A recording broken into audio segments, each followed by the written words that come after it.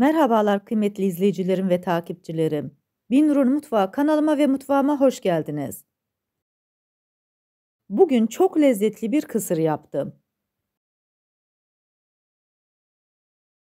Tam ölçülü, tam kıvamında, çaylarınızda, günlerinizde gönül rahatlığıyla yapabileceğiniz şahane bir kısır oldu. Tarifime başlamadan önce kimin nereden izlediğini bana yorumlardan yazarsanız, değerli takipçilerimin nereden izlediğini öğrenmiş olurum. Sizleri daha fazla bekletmeden bu lezzetli kısırın tarifine geçiyorum. Herkese iyi seyirler.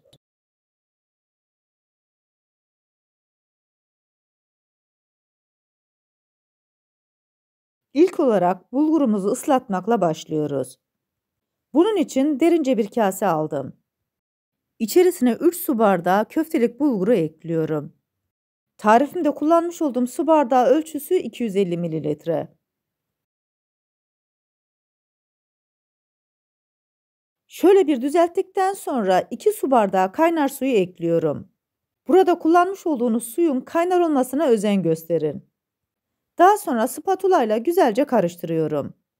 Biz yeşillikleri doğrarken bulgurumuz bu şekilde ıslanacak.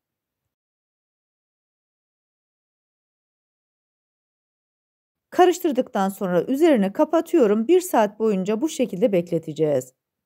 Kısırda kullanacağım bütün yeşillikleri güzelce yıkadım ve süzdürdüm. 6 adet kaşık marulu güzelce yıkadım ve süzdürdüm. İlk önce ortadan ikiye kesiyorum. Daha sonra küçük küçük parçalar halinde doğrayacağım. Sizler isterseniz bu aşamada kıvırcık da doğrayabilirsiniz. Hiç fark etmez. Her ikisi de güzel ve lezzetli oluyor.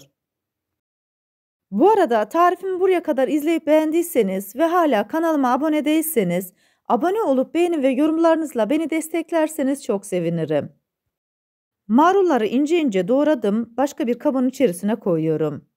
Bütün yeşilliklerimizi aynı kabın içerisine koyacağız. Bu tarifimde bir demet maydanoz kullandım. Maydanozların sap kısımlarını aldıktan sonra ince ince doğruyorum. Bu arada kısır tarifimde kullanmış olduğum bütün malzemeleri videomun altındaki açıklama kısmında ölçüleriyle birlikte paylaşıyor olacağım. İsterseniz oradan da bakıp faydalanabilirsiniz.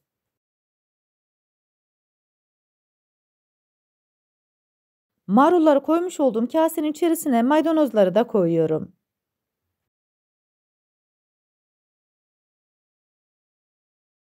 Bir demet yeşil soğanın dış kısmındaki kabuklarını ve kök kısımlarını aldım. Beyaz ve yeşil kısımlarını ayırmadan hepsini küçük küçük doğruyorum.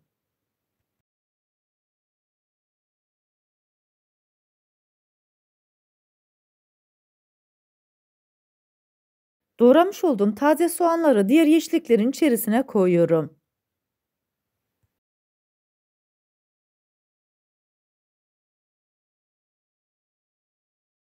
Çeyrek demet naneyi güzelce yıkadım ve süzdürdüm. Bunları da küçük küçük parçalar halinde doğruyorum.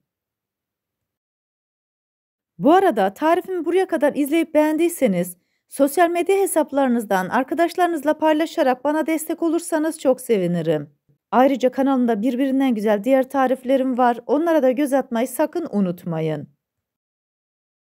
Bir parça mor lahanayı alıyorum. İncecik olacak şekilde doğruyorum. Bu mor lahana kısırımıza hem renk katıyor hem de lezzetine lezzet katıyor. Doğradıktan sonra biraz daha parçalıyorum.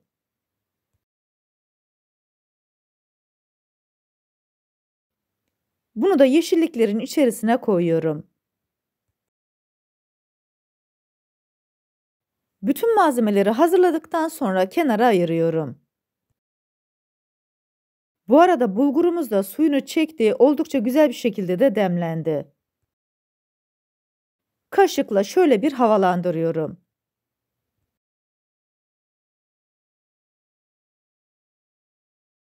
Daha sonra kısırı yoğuracağım derince bir kabın içerisine bulguru boşaltıyorum.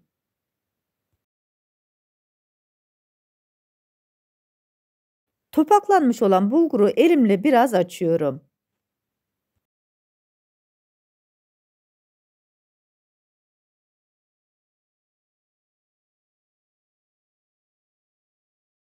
Bulgurun içerisine yıkayıp küçük dilimlere ayırmış olduğum limonu koyuyorum. Limonun suyunu sıkmıyoruz, kabuğuyla birlikte ekliyoruz. 2 yemek kaşığı domates salçası, 2 yemek kaşığı biber salçasını ekliyorum. Daha sonra 1,5 tatlı kaşığı tuz, 1,5 tatlı kaşığı acı pul biber, 1 çay kaşığı kırmızı toz biber, 1 çay kaşığı karabiberi ekliyorum. Tarifimde 3 diş sarımsak kullandım. Sarımsağı küçük rendeyle içerisine rendeliyorum. Kısırın içerisine sarımsak gerçekten çok yakışıyor.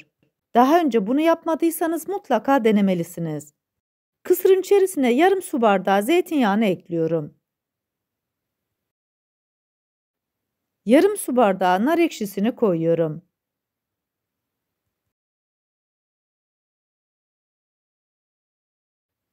Daha sonra bütün malzemeler birbirine karışıncaya kadar elimle güzelce yoğuruyorum. Bu aşamada içerisine koymuş olduğumuz limonların suyu tamamen bulgurun içerisine geçiyor. 15 dakika boyunca yoğurmayı ihmal etmeyin. Sizler de bu şekilde yaparsanız kısırınız gerçekten çok lezzetli olur.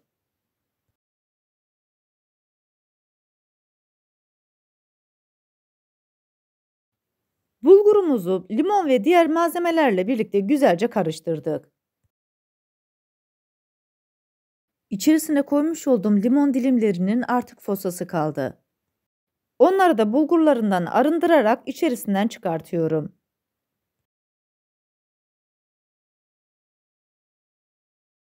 Bulgurumuzu artık yeşilliklerle buluşturma zamanı.